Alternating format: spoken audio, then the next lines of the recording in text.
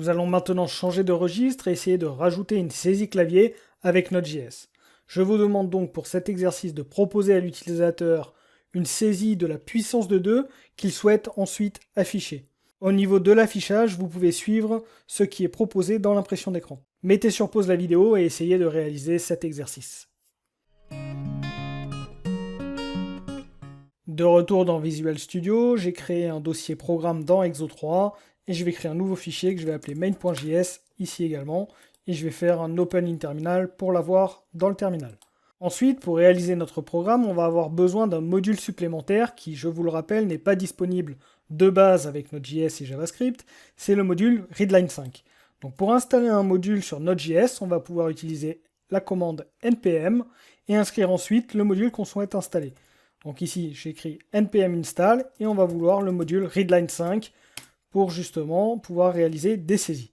Une fois le module installé, vous allez récupérer un dossier node-module qui va contenir tous les modules que vous aurez installés. Donc là, on vient d'installer readline5 et on dispose bien de ce module-là.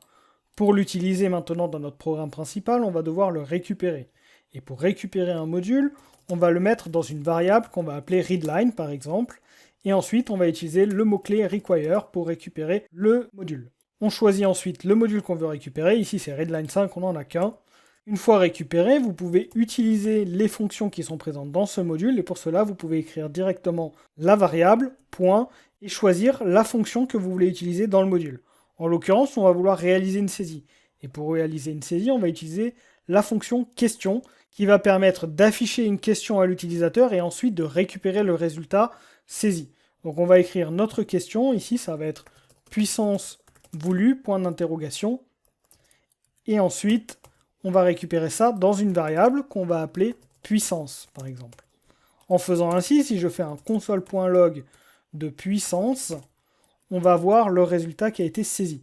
Donc je vais lancer ce module-là. Pour ce faire, on va écrire node main.js, et là on voit bien qu'on a une saisie qui est demandée. Je vais saisir par exemple 5, et directement j'affiche bien la valeur de 5.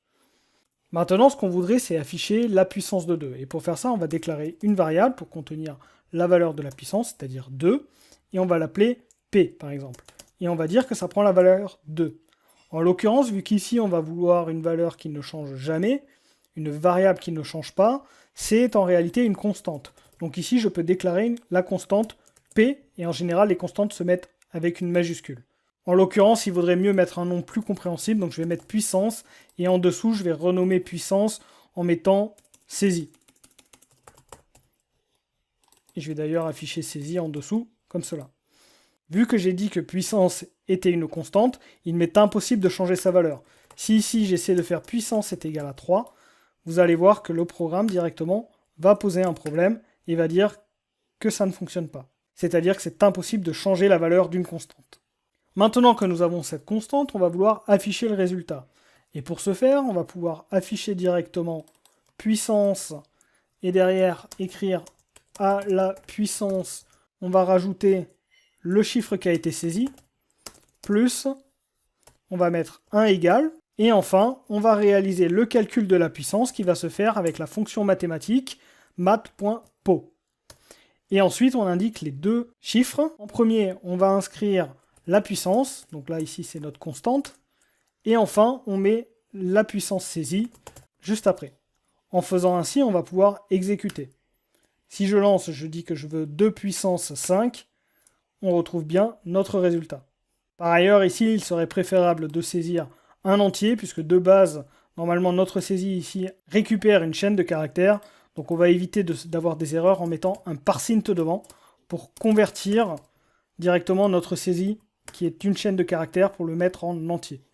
Donc là, le programme fonctionne. Je pensais d'ailleurs qu'il aurait craché, mais c'est pas le cas. Alors par contre, il y a un plus qui se balade. On va le supprimer. Il ne sert à rien. Voilà.